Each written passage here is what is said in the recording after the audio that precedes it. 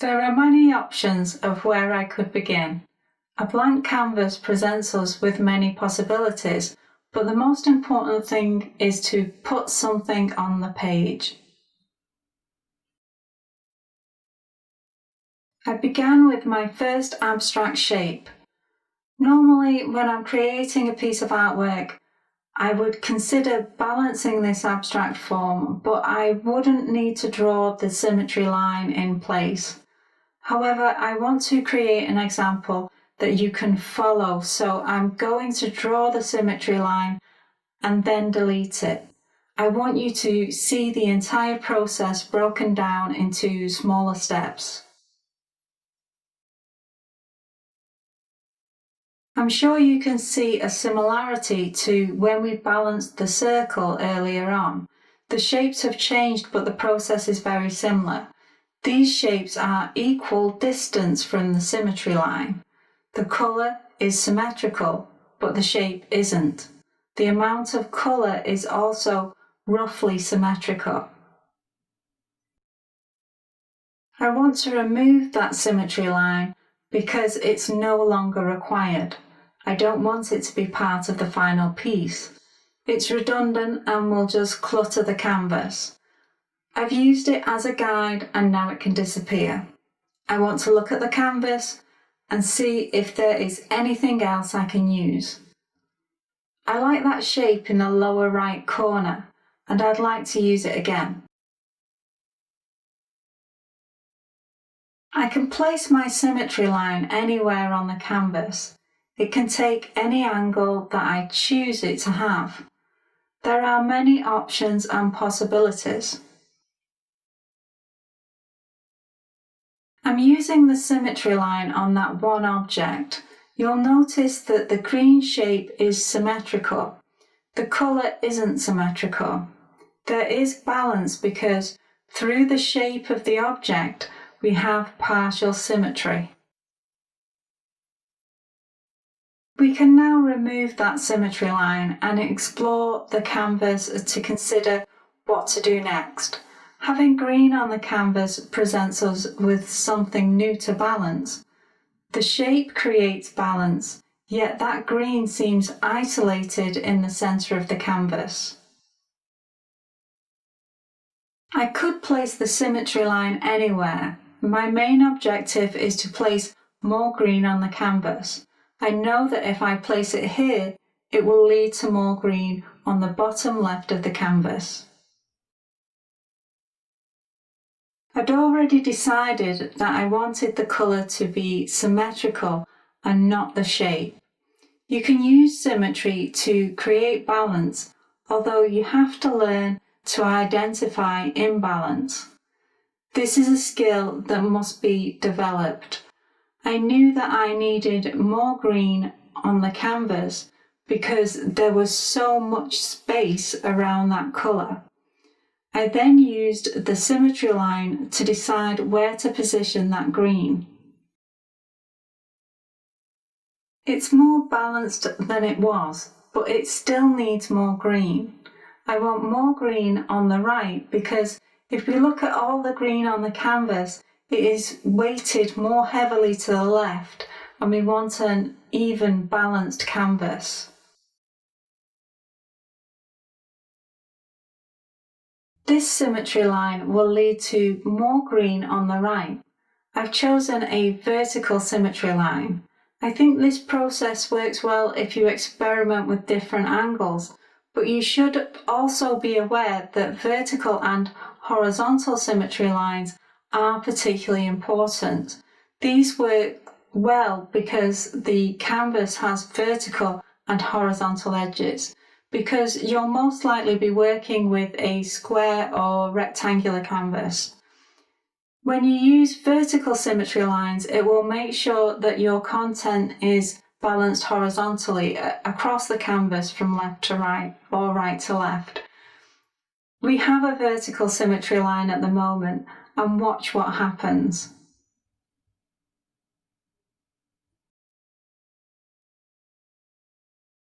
When I use that symmetry line to create balance, it stretches the green from left to right. If I had used a horizontal symmetry line, it would stretch the content out vertically. The green is now balanced across the canvas, and the blue is also balanced across the canvas. I also like how both layers are connected through the use of a shape that is repeated in both colours. This is far from being a finished piece, but it already has a high level of balance. I can't just think about positioning and balance. As an artist, you've still got to be thinking about the marks that you're making. You need to think about the lines that you're choosing. I've chosen to follow the edge of these shapes with a wide purple line, and I've also chosen to change the colour of the background. At this stage, I wasn't using symmetry because I'm just altering and enhancing the lines that are already present. I'm not adding further structure, I'm refining the structure that is already present. The purple line is balanced across the canvas because all of the other shapes are balanced. I can see another imbalance in this piece of artwork. The colours seem too dark. There should be a balance between light and dark.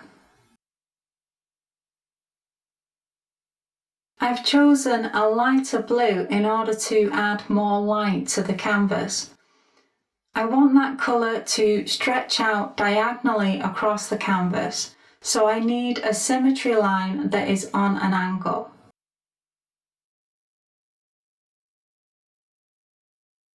There is now a light blue in the centre of the top half of the canvas. You might not immediately notice the light blue shape in the lower left of the canvas. I chose to place this here because I imagined the symmetry line extending beyond the canvas, and I imagined a larger image. This is an approach that can be helpful if you want to make sure your art extends to the very edges of the canvas. I imagined that the blue shape on the lower right continued below the edge of the painting, and then I balanced it with a light blue shape on the lower left. The light blue areas are now balanced. I then added grey shapes to the background. I placed them in the shapes where there was no light blue.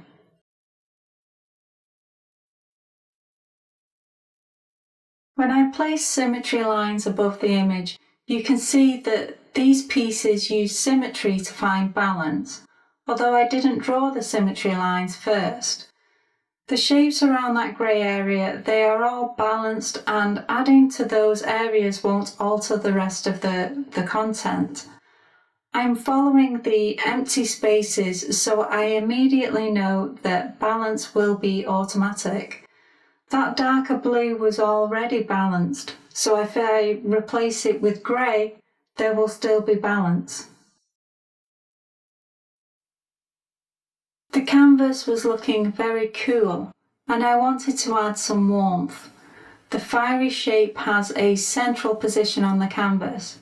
I could have placed it anywhere because I don't expect it to be balanced by any of those cool colours. It stands in complete contrast, so it requires more warm colours in order to be balanced. I've used the symmetry line, and for a change I've chosen to use rotational symmetry. All forms of symmetry are capable of creating balance. It's good to be able to use different types of symmetry in the same piece of work. There are many different ways to experiment. The central fiery shape has been balanced to the left, but I also want to balance it towards the right. Previously, I'd been duplicating the shape and the colour, but this time I've chosen to change the shape to a circle. This is a change from using total symmetry to balance that warm shape. The circle uses partial symmetry to create balance. The colour is symmetrical, but the shape isn't.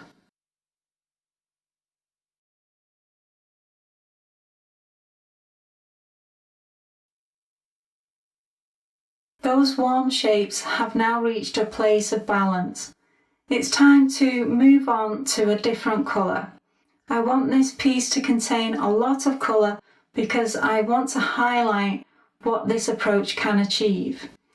If the tool you're using forces you to simplify your artwork, then it's not the right tool. The process of balancing a piece of artwork must work for complex, colourful abstracts, or it has a weakness. I'm now going to add some light green shapes.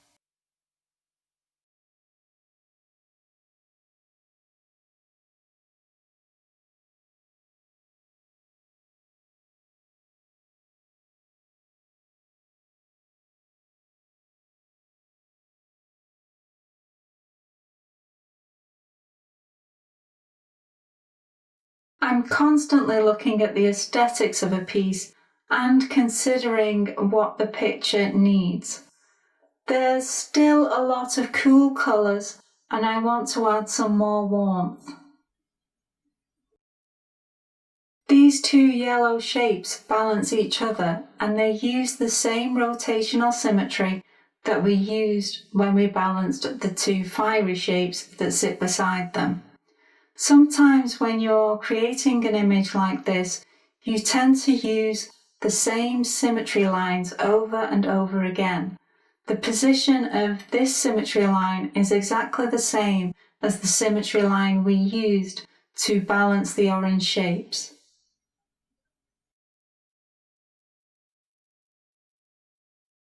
This symmetry line is the same as the one we used at the very beginning of the piece. In this moment, it is being used to balance two yellow shapes on the edges of the canvas. When you look at the image and try to respond to the previous layers, you end up placing symmetry lines in the same place. This allows for a greater connection between one layer and another, or between one colour and another. This is something that happens naturally when you're constantly considering the image, although you could plan to reuse symmetry lines and it would make it more likely that this effect would occur.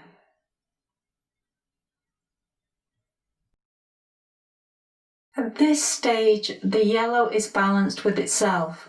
If you were viewing that colour on its own, it would seem balanced, but the canvas is still dominated by cool colours. I want to add more warmth, so I'm adding more yellow. I'm responding to that shape in the upper right corner, knowing it will lead to more yellow on the canvas. I'm now responding to the central yellow shape that I had just created. I've included a yellow circle on the symmetry line. It is a symmetrical object, so it works well on the symmetry line. This is something I could have done more of if I'd chosen to. There doesn't necessarily need to be an empty space along the symmetry line.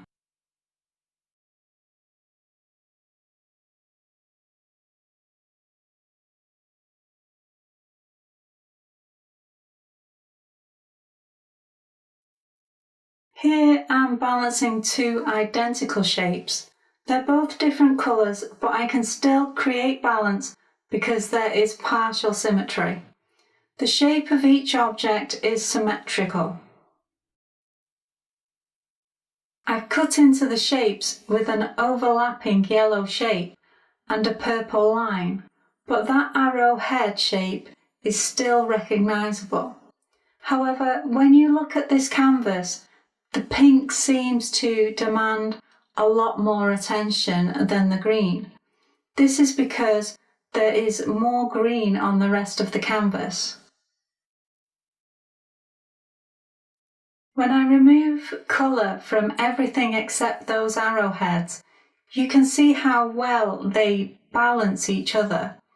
There needs to be some partial symmetry, and it doesn't matter if you choose the colour or the shape, but choosing the shape can be more problematic. For example, if you're using layers, then you will begin to lose pieces of the shape when you overlap with new colours.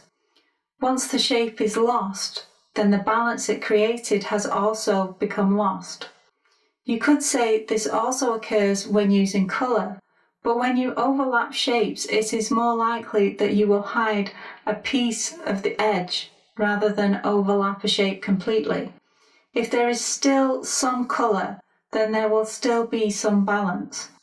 But a symmetrical shape can lose its symmetry once we can no longer see the similarity between one shape and another. Shapes can be altered so easily, and it means taking a lot more care. Let's bring the colour back and continue this piece of artwork. That pink seems so isolated, so we really need more pink on the canvas.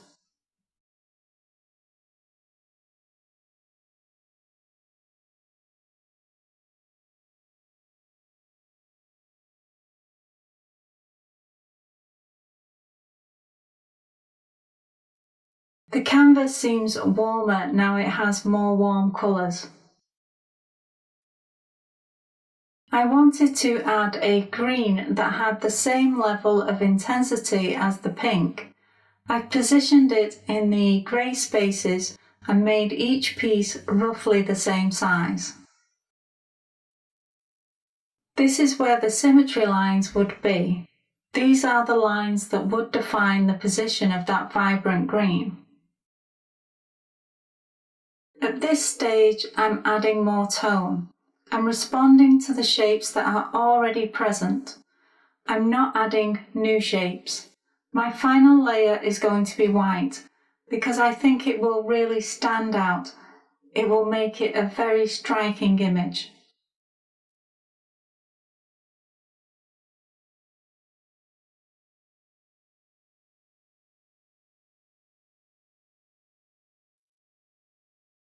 Those white shapes are placed over that blue line, and it means that we don't need to consider the positioning of each white shape because that blue line was created with a constant aim towards balance. The blue line was balanced, so if we change that blue line in any way that is consistent across the entire piece, then we end up with white shapes that are also balanced across the canvas. I hope this example has helped you to understand how we can use symmetry to create balance in a piece of artwork, and how we can learn about balance through our use of symmetry.